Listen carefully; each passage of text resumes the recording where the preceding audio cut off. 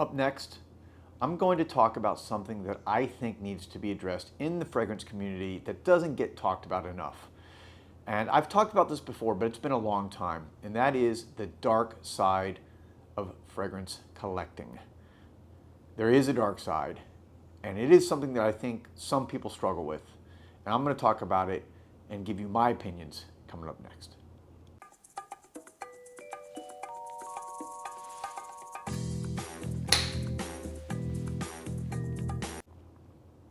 Welcome back, everybody, to JoelTheNose.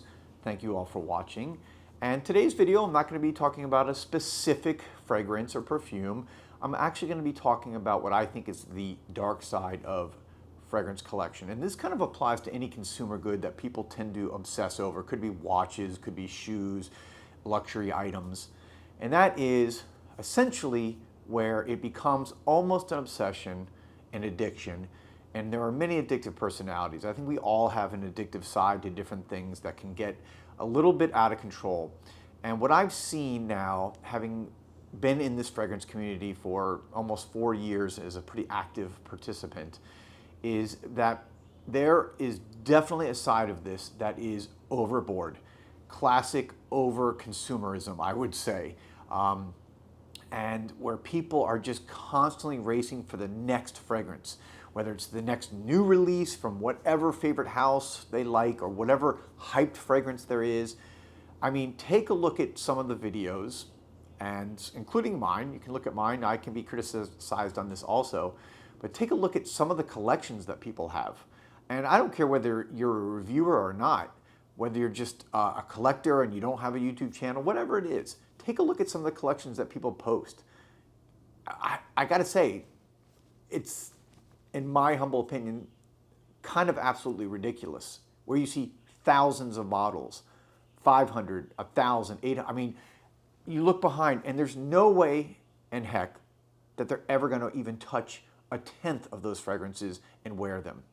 So what is the purpose? To be honest with you, for me personally, and I struggle with this because I have maybe a few hundred fragrances, and I don't wear them. I've talked about this before. The average person that sprays 4 to 5 sprays of a bottle will go through a 100 milliliter bottle in 1 year. That's it. It will take you an entire year to go through one bottle.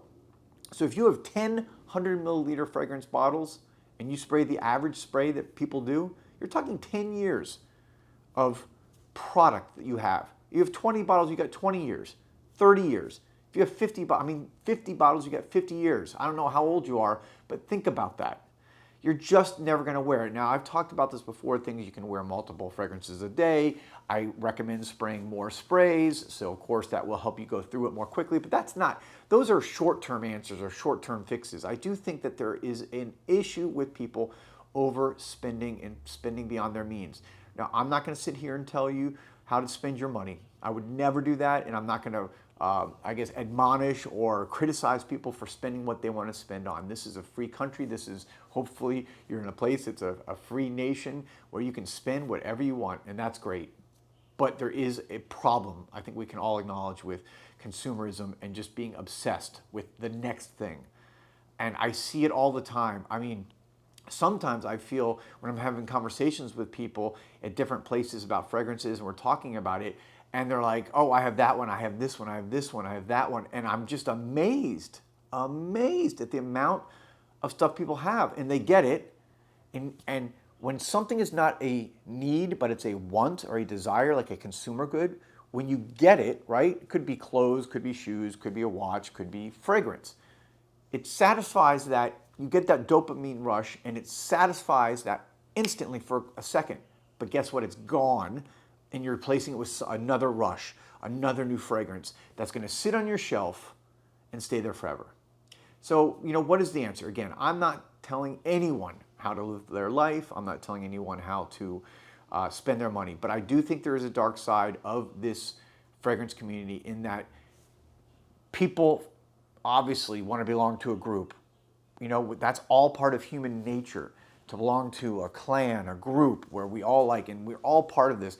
And what do we see? We see YouTube channels with just literally thousands of bottles behind people, or talking about the thousands they have, or we see Instagram, or we see social media of fellow collectors, or whatever it may be, with just bottle after bottle after bottle after bottle. It's like a race. It's like an arms race. Back in the days with nuclear weapons, it just never seems to end. When will it end? So let me just end this video, with just a couple solutions, that I employ in my own life. I take breaks where I don't buy anything for a while, which has actually been the case. I've only bought a few bottles over the last 6 months, to be honest with you. Now, I have a lot of samples. I smell a lot of stuff. Obviously, this applies a little bit differently, maybe to me, as someone who's in the fragrance community as a influencer, and my essentially job, if you call it that, is to smell fragrances. So I have to be doing that, but I don't have to buy them all the time. I like to buy the things I really like. And I talk about this with Maurice at Osme all the time, but I don't just go out and buy this, that, smell it, this is good, give me that, give me that. No, I really try to keep my collection in a manageable, usable, effective, and something that is not bad for my finances. It's not bad for my mental health. It's not bad for keeping up. I'm not trying to keep up with the Joneses. So that's what I do. I take breaks where I just won't buy anything. I set limits, okay? So maybe you want to buy something new every month. Set a limit. Set a dollar limit. Set a bottle limit. But make sure that this is not something that's taking away from other parts of your life, whether it be family, wife, kids, obviously financial stuff. Are you spending on fragrance that you should be spending on maybe your kids' education or future, or clothes that you need, or your car repairs, or even food?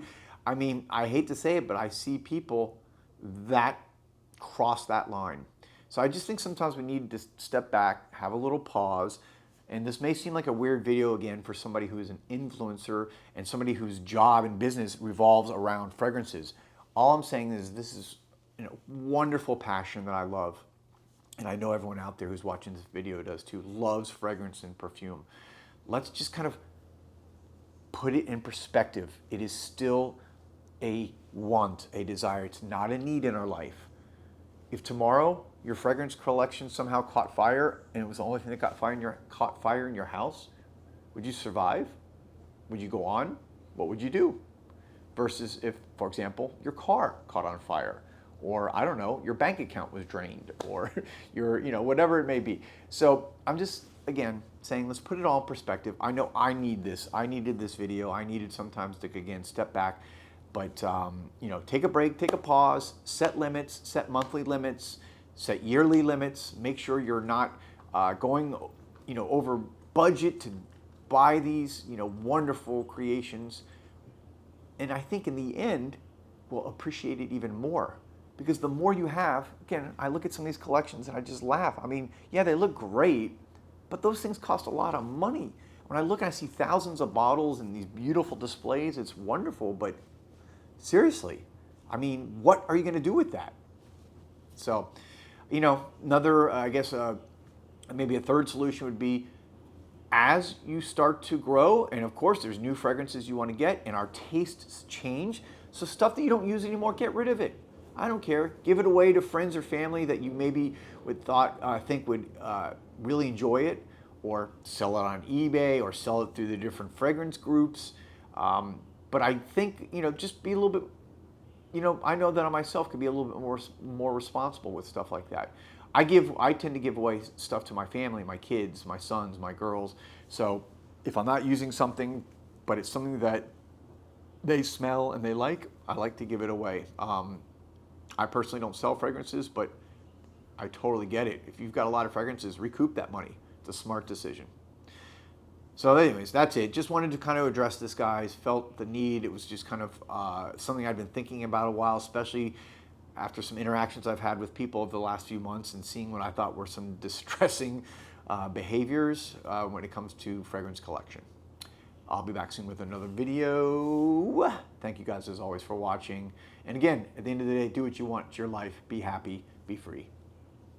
Talk to you later.